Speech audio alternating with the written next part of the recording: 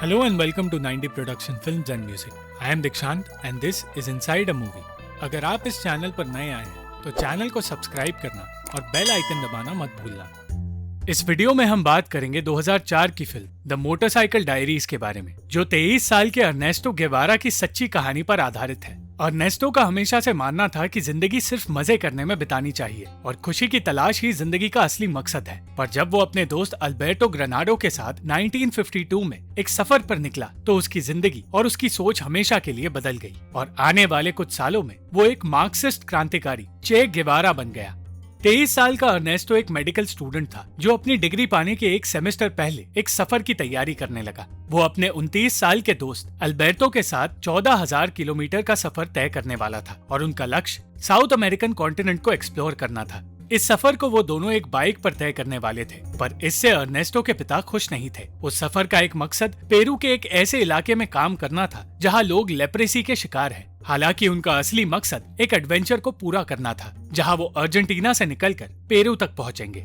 जाने से पहले अर्नेस्टो से उसके पिता ने कहा कि ऐसे सफर पर जाना उनका भी सपना हुआ करता था और ये जानकर कि वो अर्नेस्टो के फैसले से खुश है उसे बहुत अच्छा लगा और अर्नेस्टो की सुरक्षा के लिए उन्होंने उसे एक पिस्तौल दी। दूसरी ओर अर्नेस्टो की माँ को सिर्फ इस बात की फिक्र थी कि उसे अस्थमा है और इसलिए उन्होंने उसे वक्त पर दवाइयाँ लेने के लिए कहा। सफर की शुरुआत में ही अर्नेस्टो के माता पिता डर गए, पर उन्हें अल्बर्टो पर भरोसा था कि वो सही सलामत उनके बेटे को घर ले आएगा। शुरुआत तेजी से हुई और उन दोनों को लगने लगा कि वो प्लान के मुताबिक अप्रैल तक वेनेजुएला पहुंच जाएंगे, पर फिर रास्ते में रुकावटें आने लगी। उनकी बाइक का बैलेंस चला गया और गिरने के बाद अल्बर्टो को पता चला कि अर्नेस्टो अपने साथ एक कुत्ता लेकर आया है। 600 किलोमीटर के सफर के बाद वो दोनों अर्जेंटीना के मिरामार इलाके में पहुंचे जहां अर्नेस्टो की गर्लफ्रेंड चिचीना रहती है। अर्नेस्टो चिचीना के साथ वक्त बिताना चाहता था, पर चिचीना के माता पिता को अर्नेस्टो पसंद नहीं था। उसने बताया कि उसके माता पिता उसे अर्नेस्टो से अलग करना चाहते हैं, पर वो उसे छोड़ेगी नहीं।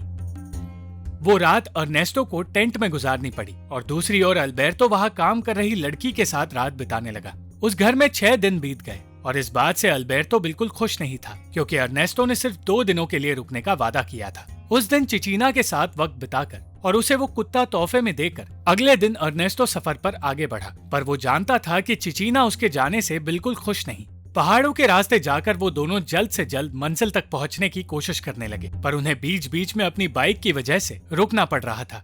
1800 किलोमीटर पार करने के बाद एक मोड़ पर वो दोनों फिर से गिर गए और अर्नेस्टो को चोट आई, पर उनकी तकलीफें यहाँ खत्म नहीं हुई। मौसम भी उनके खिलाफ था और वो टेंट तक नहीं लगा पाए। उस रात उन्हें एक छोटा घर दिखाई दिया। उस घर में सिर्फ एक बूढ़ा आदमी रहता था जिसे अपने डॉक्टर होने की सच्चाई बताकर अल्बर्टो ने वहां रात गुजारने की इजाजत ली। उस आदमी ने उन्हें अपने नौकरों के शेड में जाकर सोने के लिए कहा। पहले तो अल्बर्टो को यह अच्छा नहीं लगा, पर उन दोनों के पास और कोई रास्ता भी नहीं था। सफर में धीरे धीरे उनकी बाइक कमजोर पड़ने लगी और खाने पीने की तकलीफें दूर करने में अल्बर्टो के झूठ बोलने की कला काम आई। वो सबसे कहने लगा कि वो दोनों खतरनाक बीमारियों को खत्म करने निकले हैं और उन्हें सच का डॉक्टर समझकर एक आदमी ने उन्हें अपनी तकलीफ बताई। उस आदमी को ट्यूमर हो गया था, जिसे देखकर अल्बर्टो कहने लगा कि वो दोनों उसका इलाज कर सकते हैं। अर्नेस्टो जानता था कि इस झूठ से उस आदमी की जान जा सकती है, इसलिए उसने सच कह दिया और ये जानकर कि वो दोनों उसका इलाज कर ही नहीं सकते, उस आदमी ने उन्हें घर में रहने नहीं दिया। उन दोनों के बीच इस बात को लेकर बहस हो गई और बहस करते हुए किसी तरह उन्होंने खाने का इंतजाम किया। चिचीना ने अर्नेस्टो को कुछ पैसे दिए थे जिनका इस्तेमाल करने से वो इनकार करने लगा। आगे बढ़ते बढ़ते अर्नेस्टो की तबीयत बिगड़ने लगी, पर अब भी अल्बर्टो के कहने के बावजूद इलाज के लिए उसने चिचीना के दिए पैसे इस्तेमाल नहीं किए। अपने देश को पीछे छोड़ने के गम के साथ साथ नई जगह पहुंचने के एक्साइटमेंट को लेकर किसी तरह अर्नेस्टो और अल्बर्टो चिली की ओर बढ़े और ये पहली बार था जब वो दोनों अपने देश से बाहर जा रहे थे। अर्नेस्टो चाहता था कि बूढ़े होने पर वो दोनों उसी तालाब के पास एक क्लिनिक खोले जहां वो हर किसी का इलाज कर सके और दुनिया से सारी बीमारियां हटा सके। इस सोच का अल्बर्टो भी हिस्सा बन गया।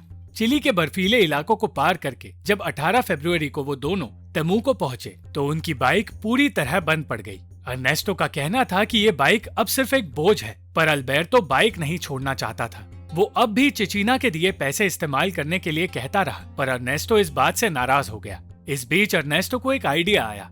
एक न्यूज़पेपर कंपनी में उसने अपनी और अल्बर्टो की झूठी कहानी छपवाई, जिसमें उसने लिखवाया कि वो 3000 मरीजों को ठीक कर पाए हैं और सिर्फ बीमारियां हटाने के मकसद से ही वो अर्जेंटीना से निकलकर पूरे साउथ अमेरिकन कॉन्टिनेंट के सफर पर निकले हैं। इससे उन्हें कई लोगों की मदद मिली और ऐसे ही वो अपनी बाइक मुफ्त में ठीक करवा पाए। और मैकेनिक की दुकान पर अर्नेस्टो की उसी मैकेनिक की पत्नी से भी मुलाकात हुई। एक तरफ जहां अल्बर्टो किसी लड़की के साथ था, तो दूसरी तरफ अर्नेस्टो मैकेनिक की पत्नी के करीब आने लगा था। पर जब उस औरत ने देखा कि उसका पति वहीं मौजूद है, वो अर्नेस्टो को अपने से दूर करने लगी।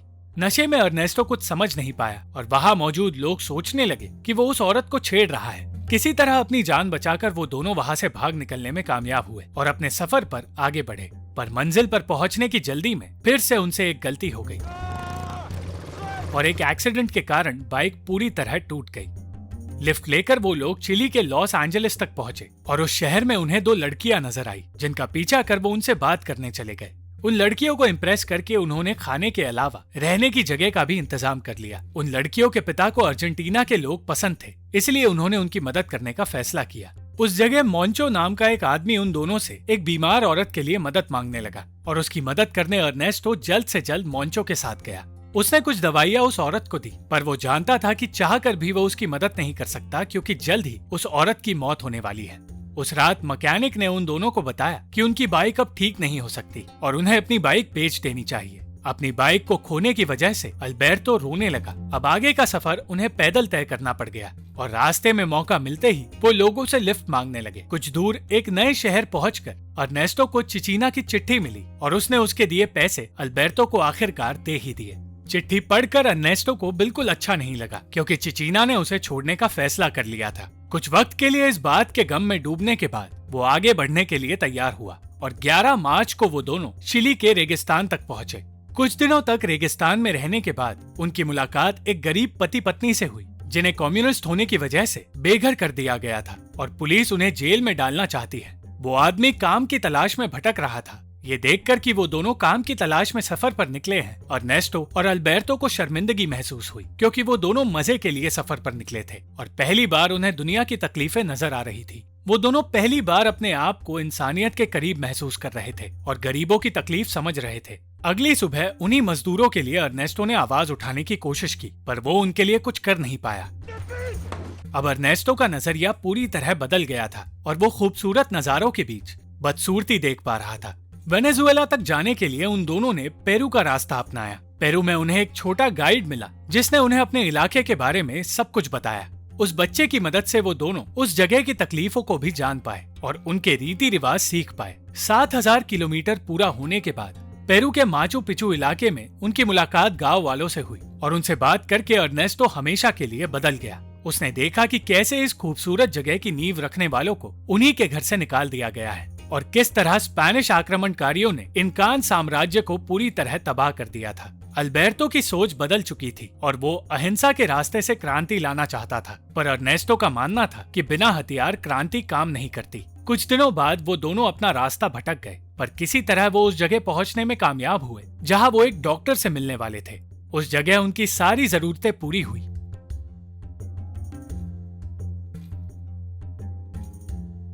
और उन्होंने इलाज में डॉक्टर्स की मदद करना शुरू किया। सान पाब्लो नाम की जगह पर उनकी जरूरत थी, इसलिए 3 हफ्तों के लिए उन दोनों को वहां भेजा जाने वाला था। वहां के डॉक्टर ने उन्हें एक शिप की टिकट्स दी और कहा कि 5 दिनों में वो दोनों सान पाब्लो पहुंच जाएंगे। इस सफर में भी अर्नेस्टो ने लोगों को 2 हिस्से में बटा हुआ देखा और इसी के बारे में लिखते हुए अचानक उसे अस्थमा अटैक हुआ। उसकी दवाइयों की बैग उसे कहीं नहीं मिली, जिसकी वजह से उसकी हालत बद से बदतर हो गई। किसी तरह वक्त पर अल्बर्टो ने उसे दवाई दे दी और अर्नेस्टो की जान बचा ली। इस बीच अल्बर्टो की मुलाकात लूज नाम की एक प्रोस्टिट्यूट से हुई, पर उसके साथ रहने के लिए अल्बर्टो के पास पैसे नहीं थे। जब वो अर्नेस्टो से पैसे मांगने गया तो उसे पता चला कि अर्नेस्टो ने वो पैसे रेगिस्तान में मिले पति पत्नी को दे दिए थे और पैसों के लिए अल्बर्टो ने जुआ खेलना शुरू किया। जुआ खेल के उसने बहुत सारे पैसे कमा लिए थे, जिसके बाद उसे वो मिल गया जो वो चाहता था। सान पाब्लो पहुंचकर अर्नेस्टो को बताया गया कि नदी के उस पार मरीजों को आम लोगों से अलग रखा जाता है ताकि दूसरे लोग उनके कांटेक्ट में ना आ पाए। और हॉस्पिटल में अर्नेस्टो ने कई मरीज देखे जिनका इलाज ग्लव्स पहनकर किया जाता है। उन दोनों को बताया गया कि लेप्रेसी छूने से नहीं फैलती, पर उन्हें ग्लव्स पहनने चाहिए। अर्नेस्टो ने ग्लव्स पहनने से इनकार कर दिया और ऐसा करके उसने और अल्बर्टो ने मरीजों को हैरान कर दिया। उन्हें उस जगह के रूल्स तोड़ते देख कुछ लोग नाराज हुए, पर फिर भी उन दोनों ने अपना फैसला नहीं बदला। उस जगह अर्नेस्टो को सिल्विया नाम की एक मरीज के पास भेजा गया, जिसे बचाने का रास्ता एक ही था, उसके हाथ को ऑपरेशन से निकालना। और अपने अस्थमा के बारे में सिल्विया को बताकर अर्नेस्टो ने उसे हिम्मत दी। वो ऑपरेशन के दौरान भी उसे हिम्मत देता रहा और मरीजों का अच्छी तरह ख्याल रखता रहा। अर्नेस्टो और अल्बर्टो दोनों ही उस कम्युनिटी का हिस्सा बन गए। वो सब एक परिवार की तरह रहने लगे, पर इस परिवार में भी कुछ बुरी बातें थी। एक दिन उन दोनों को खाना नहीं दिया गया, सिर्फ इसलिए क्योंकि वो दोनों चर्च नहीं गए। ये उन लोगों के लिए नाइंसाफी थी जो क्रिश्चियंस नहीं थे। पर फिर सिल्विया और कुछ और मरीज छिपकर अर्नेस्टो और अल्बर्टो के लिए अपना खाना ले आए। इसी तरह एक परिवार की तरह रहकर 3 हफ्तों तक सान पाब्लो में काम करने के बाद अर्नेस्टो और अल्बर्टो के जाने का वक्त आ गया और उनका शुक्रिया अदा करके उनके लिए एक पार्टी रखी गई। उस रात एक स्पीच देते हुए अर्नेस्टो ने कहा कि इस सफर ने उसे सिखाया है कि देश का बंटवारा सिर्फ काल्पनिक है और ये अमेरिकन कॉन्टिनेंट जहाँ लोग बट चुके हैं वो असल में एक ही है और इन्हीं लोगों की आजादी के लिए वो लड़ाई लड़ेगा। कुछ वक्त बाद अर्नेस्टो उस पार्टी को छोड़कर नदी के उस पार जाने लगा जहाँ मरीजों को रखा गया है, क्योंकि वो उनके साथ अपनी खुशी मनाना चाहता था। और बोट ना होने के बावजूद वो तैरकर नदी पार करने लगा। सारे लोग उसे रोकने लगे, पर वो किसी की बात सुनने को तैयार नहीं था और नदी के बीचों बीच अस्थमा की वजह से वो थकने लगा। किसी तरह हिम्मत जुटाकर वो उस पार पहुंच गया और उसे सुरक्षित देखकर सब खुश हो गए। वो रात उसने मरीजों के साथ बिताई और अगली सुबह उन्हें अलविदा कहकर वो और अल्बर्टो पेरू जाने के लिए निकले। उस जगह से अर्नेस्टो और अल्बर्टो दोनों ही पूरी तरह बदल कर निकले और उनके सफर के 10,000 किलोमीटर पूरे हुए। अंत में 14,000 किलोमीटर पूरे करने के बाद वो वेनेजुएला पहुंचे और उनके अलग अलग रास्ते जाने का वक्त आ गया। तब अर्नेस्टो ने कहा कि इस सफर में कुछ ऐसा हुआ जिसने उसे सोचने पर मजबूर कर दिया और यहाँ से उसकी जिंदगी का मकसद अब हमेशा के लिए बदल चुका है। अलविदा कहकर अर्नेस्टो वहाँ से चला गया और 2 अलग लोगों की उस सफर की कहानी खत्म हुई, जिस सफर ने उन दोनों को हमेशा के लिए बदल दिया। वो सारी जगह जहाँ वो गए और उन जगहों में रह रहे लोगों ने उन्हें ऐसी सीख दी जिसने उनका नजरिया बदल दिया। उस दिन के बाद अर्नेस्टो और अल्बर्टो को एक दूसरे से मिलने में 8 साल लग गए और 8 सालों बाद वो तब मिले जब 1960 में क्यूबा के सबसे बड़े लीडर चे गेवारा यानी कि अर्नेस्टो ने उसे अपने साथ रहने के लिए बुलाया। अर्नेस्टो ने अपनी जिंदगी समाज के लिए लड़ने में बिता दी और 1967 में CIA की मदद से उसका खून कर दिया गया। अल्बर्टो ने क्यूबा में एक हॉस्पिटल शुरू किया, जैसा कि उसने और अर्नेस्टो ने सोचा था, और अपने दोस्त की याद में अपनी पत्नी और बच्चों के साथ वो वहीं रहने लगा। Thank you for watching the video.